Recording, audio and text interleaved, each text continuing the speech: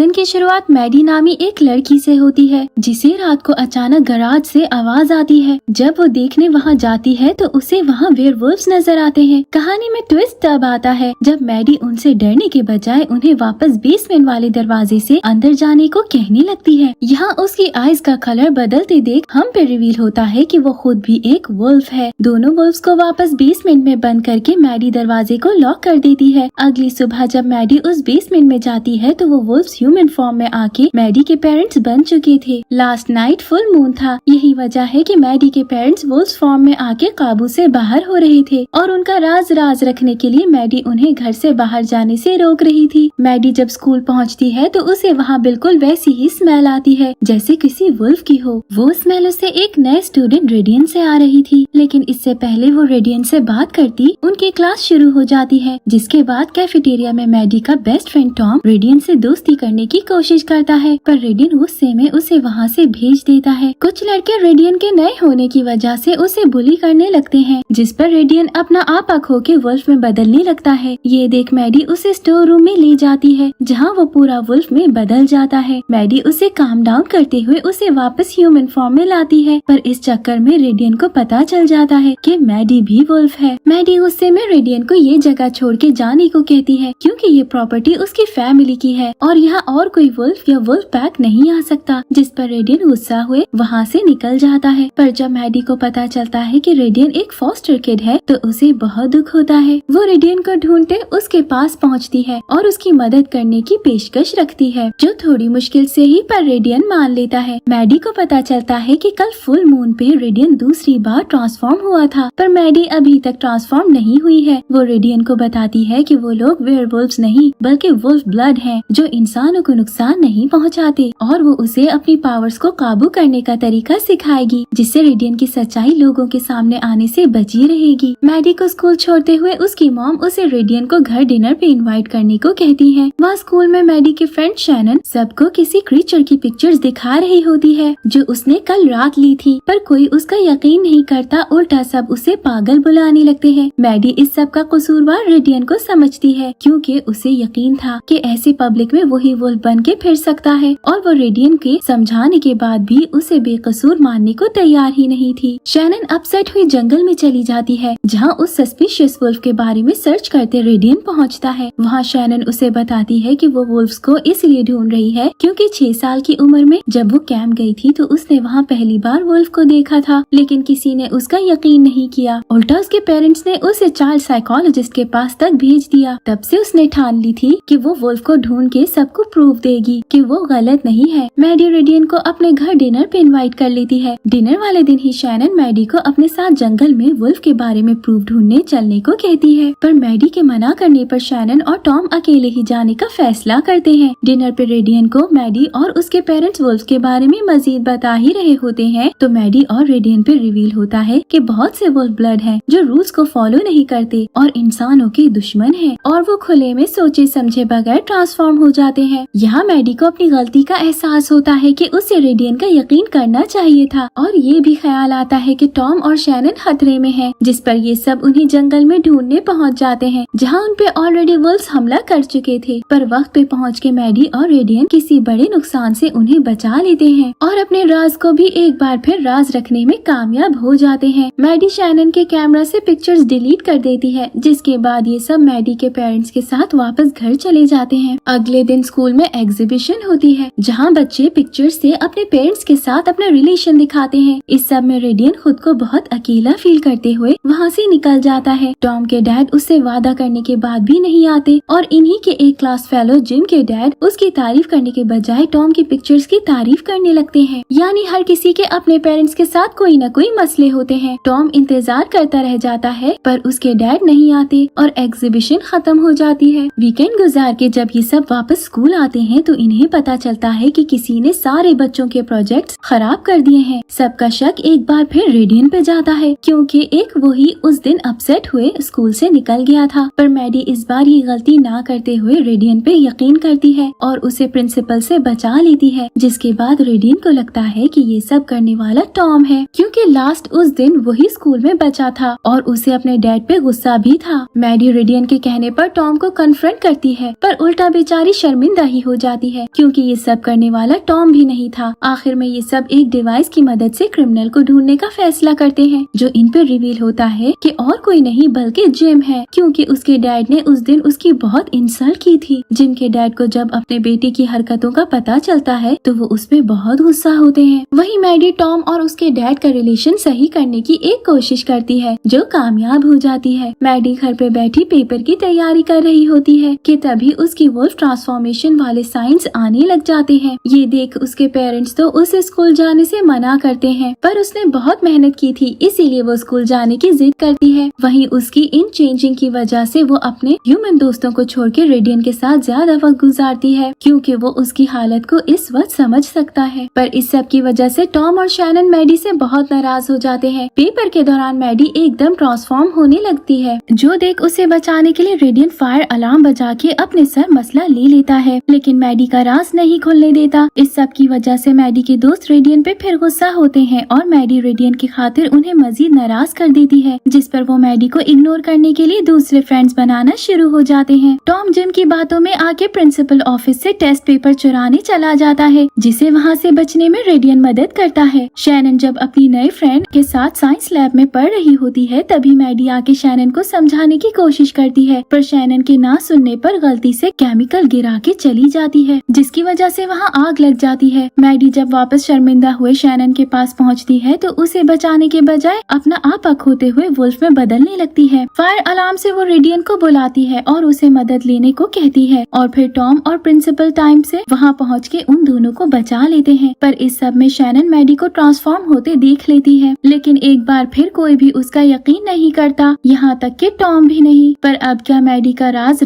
रह पाएगा कि नहीं, ये तो आगे ही पता चलेगा। अब आगे वाली स्टोरी सुन के आप भी यही कहेंगे कि मैडी की जान को सुकून नहीं है, पर जाहिर है जब तक वो खुद को मसलों में नहीं डालेंगे स्टोरी ऐसे कैसे चलेगी। अब होता कुछ ऐसा है कि पहले ही शैनन को मैडी पे शक है, ऊपर से वो चीजें मुश्किल करने के लिए फुल मून वाले दिन ट्रिप पे चली जाती है, इस उम्मीद के साथ कि वो रात होने से पहले घर पहुंच जाएगी। पर हीरोइन की जिंदगी ऐसी सीधी सादी कैसे चल सकती है। रास्ता खराब होने की वजह से उन्हें उसी विलेज में रात गुजारना पड़ जाता है। अब ये तो एक मसला है। दूसरी तरफ टॉम और शैनन मैडी का राज जानने के लिए उसे एक मिनट के लिए भी अकेला नहीं छोड़ते। रेडियन और मैडी जैसे तैसे इन दोनों की नजरों से बचते हुए फुल मून निकलने से पहले वहाँ से निकल के किसी सुनसान जगह पे चले जाते हैं। उन्हें होटल में ना पाके टॉम और शैनन भी उन्हें ढूंढने निकल जाते हैं। सीन्स वापस मैडी और रेडियन पे शिफ्ट होते हैं, जहाँ मैडी पहली बार ट्रांसफॉर्म होके वुल्फ बनती है। रेडियन और मैडी अपने वुल्फ फॉर्म का मजा उठा ही रहे होते हैं कि वुल्फ्स की आवाजें सुन के शैनन और टॉम वहाँ पहुँच जाते हैं। शैनन इन तक पहुँचने ही वाली होती है कि मैडी पीछे से इन पे हमला करती टॉर्च गिरा देती है, जिस पर अंधेरा हो जाता है और रेडियन और मैडी वहाँ से बच निकलते हैं, जबकि टॉम को लगता है ये किसी वाइल्ड डॉग का काम है। शैनन बेचारी को एक बार फिर कोई प्रूफ नहीं मिलता और टॉम भी उसे मजीद अंदाजे लगाने से रोकते हुए कहता है कि हो सकता है मैडी और रेडियन रिलेशन में आ गए हो और साथ अकेले टाइम गुजारने रात बाहर गए हो, जिस पर शैनन एक बार फिर से अपना सा मुंह लेकर ही रह जाती है, पर सिर्फ तब तक के लिए जब तक उसे कोई अगला सबूत ना मिल जाए। वहीं मैडी ने अपनी पहली ट्रांसफॉर्मेशन को बहुत एंजॉय किया होता है, लेकिन अब इस ट्रांसफॉर्मेशन की वजह से मैडी के बिहेवियर में अजीब बदलाव आने लगता है। एकदम से वो बहुत अच्छा डांस करने लगती है, जिसकी वजह से वो स्कूल की पॉपुलर लड़की केट की लाइमलाइट ले लेती है। पर डांस करते करते उसकी आईज का कलर एकदम बदलता है, जो शैनन देख लेती है। केट का क्रश भी मैडी को पसंद करने लगता है, इसलिए वो केट की बर्थडे पार्टी में जाने से इनकार कर देता है, क्योंकि वो मैडी के साथ टाइम गुजारना चाहता था। बात सिर्फ यहाँ खत्म नहीं होती। अगले दिन मैडी स्कूल में एक नए रूप के साथ पहुँचती है, जो देख डीवा गर्ल्स उसके पीछे पीछे फिरने लगती है, जबकि उसके फ्रेंड्स उसकी हरकतों की वजह से बस उससे दूर ही होते रहते हैं। डीवा गर्ल्स मैडी के पीछे इसीलिए थी क्योंकि मैडी के बहाने वो केट के क्रश को पार्टी में बुलाना चाहती थी, जिसमें वो कामयाब भी हो जाती है। पर केट को वो पार्टी का गलत वेन्यू बता देती है। मैडी की अजीब हरकतें देख अब रेडियन भी परेशान हो रहा है, जो उसे अलग रूम में बात करने ले जाता है। पर उन्हें ऐसे क्लोज देख अब टॉम जेलस होने लगता है, क्योंकि वो बचपन से मैडी को पसंद करता था, पर उसमें कहने की हिम्मत नहीं थी। वहीं शैनन को तो बस यही था कि वो किसी तरह रेडियन और मैडी के वुल्फ होने का प्रूफ ढूंढ ले। मैडी की एक लड़की के साथ लड़ाई हो जाती है, जिस पर प्रिंसिपल उसके घर कॉल कर देता है और मैडी के पेरेंट्स उसे पार्टी में जाने से मना कर देते हैं। लेकिन मैडी की जान को सुकून तो आता नहीं है। वो किसी तरह चुपके से निकल जाती है। वहीं मैडी के खिलाफ सबूत ढूंढने के लिए शैनन टॉम को जबरदस्ती अपने साथ पार्टी में ले जाती है। मैडी को जब गलत वेन्यू पे पहुंच के बहुत गुस्सा आता है और वो अपनी वुल्फ पावर्स इस्तेमाल करती तेजी से केट के घर पहुंच जाती है, जहां दोनों के बीच डांस फाइट होती है। पर इस बार मैडी की आइज का कलर नहीं बदलता, जिस पर शैनन बेचारी का सबूत एक बार फिर रह जाता है। आखिर में गुस्से में आके मैडी केट की चाल उसी पे उल्टाते हुए उसके मुंह पे केक लगा देती है। पर इतना सब करने के बाद उसे बुरा लगने लगता है और वो केट से जाके माफी मांगने की कोशिश करती है। तभी उसे साथ वाले रूम से शैनन और टॉम की आवाजें आती हैं और वो जान के ऊंची आवाज में बोलते हुए अपने दोस्तों के साथ सारी मिसअंडरस्टैंडिंग खत्म कर लेती है और आखिर में अपने दोस्तों के साथ सब पहले जैसा करते हुए पार्टी से निकल जाती है। स्कूल के बाद मैडी को रेडियन के साथ मिलकर शरारत करते हुए कट लग जाता है और डार्क मून की वजह से उसका जख्म ठीक होने में भी काफी टाइम लेता है। साइंस क्लास में शैनन मैडी को अपना बैंडेज डस्टबिन में फेंक के नया लगाते देखती है तो उसे मैडी का ब्लड टेस्ट करने का ख्याल आता है, जो वो क्लास खत्म होने के बाद टॉम के ब्लड से कंपेयर करती है। पर उसकी टीचर वहाँ आ जाती है, जिन्हें वो कहती है कि ये एक एनिमल का ब्लड है। वो उसे कहती है कि यहाँ नहीं बल्कि किसी बड़ी लेबोरेटरी में चेक हो सकता है। अब तो ऐसे लगता है कि शैनन की किस्मत अच्छी चल रही थी, क्योंकि अगले ही सीन में अचानक रेडियन डार्क मून की कमजोरी की वजह से बेहोश होकर गिर जाता है, जिस पर उसे हॉस्पिटल ले जाया जाता है और डॉक्टर उसका ब्लड टेस्ट करने को कहती है। मैडी रेडियन को इस मसले से निकालने की कोशिश में खुद ही बेहोश होकर गिर जाती है और फिर दोनों के ब्लड टेस्ट के लिए चले जाते हैं। शैनन तो इस सब से बहुत खुश होती है और रिजल्ट्स का बेसब्री से इंतजार करने लगती है। पर होश में आने पर मैडी और रेडियन फौरन लेबोरेटरी जाके किसी तरह अपने ब्लड का सैंपल गायब करने की कोशिश में लग जाते हैं। शैनन उन्हें रूम में ना पाके समझ जाती है कि वो दोनों लैब गए होंगे, जिस पर वो टॉम और डॉक्टर को लेके फौरन लैब पहुंचती है और उन्हें रेडियन और मैडी वहीं मिलते हैं, जो अपने सैंपल्स तबाह नहीं कर पाए थे। डॉक्टर्स उन सबके सामने उनके टेस्ट रिजल्ट चेक करती है, पर उन्हें मैडी और रेडियन के वुल्फ होने का नहीं पता चलता, जिस पर शैनन एक बार फिर सबके सामने शर्मिंदा हो जाती है। उसे ऐसे अपसेट देख मैडी उसे संभालती है और फाइनली दोनों दोस्तों में सारे मसले बिल्कुल खत्म हो जाते हैं। मैडी को अपने पेरेंट्स से पता चलता है कि ये सब डार्क मून की वजह से हुआ, क्योंकि उस दिन न सिर्फ वुल्व्स लो फील करते हैं बल्कि उनके अंदर से वुल्व्स वाले फीचर्स भी कम हो जाते हैं। अब इतने मसलों के बाद मैडी कुछ दिन अपने अंदर के वुल्फ को गायब करके बस इंसानों वाली जिंदगी गुजारना चाहती है, ताकि वो अपने फ्रेंड्स को पहले की तरह अच्छे से टाइम दे सके और रेडियन भी उसकी ये बात समझ जाता है। मैडी को अब अपने दोस्तों से झूठ बोलने पर दुख होने लगता है और उसे अजीब अजीब ख्वाब भी आने लगते हैं, जहाँ उसके दोस्तों को उसका सच पता चल गया है। पर इस सब को इग्नोर करते हुए वो शैनन के घर स्लीप ओवर के लिए जाती है, जहाँ उसे पता चलता है कि शैनन ने उसे स्लीप ओवर के लिए नहीं बल्कि हंट पे जाने के लिए बुलाया है। मतलब कि शैनन का मैडी से शक तो खत्म हो गया, पर वुल्फ के ढूंढने का क्रेज खत्म नहीं हुआ। जब से उसने अपनी मॉम को मैडी के वुल्फ होने की बातें बताई हैं, तब से वो लोग उसे फिर से साइकोलॉजिस्ट के पास भेजने का सोच रहे हैं। शैनन को पता चला है कि काफी दिन से पेट एनिमल्स और फार्म के एनिमल्स भी गायब हो रहे हैं। यही वुल्व्स रोज रात हंट पे निकलते हैं और शैनन हर हाल में कोई सबूत ढूंढना चाहती है ताकि अपने पेरेंट्स को बता सके वो पागल नहीं है। शैनन की ऐसी हालत देख के मैडी उसके साथ हंट पे जाने को तैयार हो जाती है। तब तक टॉम और रेडियन भी वहाँ पहुँच जाते हैं और मैडी उन्हें भी शैनन की खातिर चलने के लिए तैयार कर लेती है। पर मैडी को फ्लू होने की वजह से रेडियन उसे जाने से मना करता है। इस बात पर मैडी और रेडियन में बहस हो जाती है, क्योंकि मैडी हर हाल में शैनन की मदद करना चाहती है, चाहे इस बार फिर उसे खुद वुल्फ बन के ही शैनन के सामने क्यों न आना पड़े। शैनन मैडी को फ्लू के लिए मेडिसिन देती है, पर उस दवाई के रिएक्शन की वजह से मैडी की वुल्फ आइज नजर आने लगती हैं, जो देखते हुए रेडियन उसे अपने साथ वॉशरूम में बंद कर लेता है और इस सब की वजह से टॉम रेडियन से जेलस होने लगता है, जबकि शैनन को लगता है कि मैडी जान के बीमार होने का बहाना कर रही है ताकि उन्हें हंट पे ना जाना पड़े। रेडियन को मैडी के इन्फेक्शन का तो पता चल जाता है, पर उसे खत्म करने के लिए उसे एक प्लांट की जरूरत है। इससे पहले उसे वो लाने का मौका मिल पाता, शैनन इन सब से नाराज होकर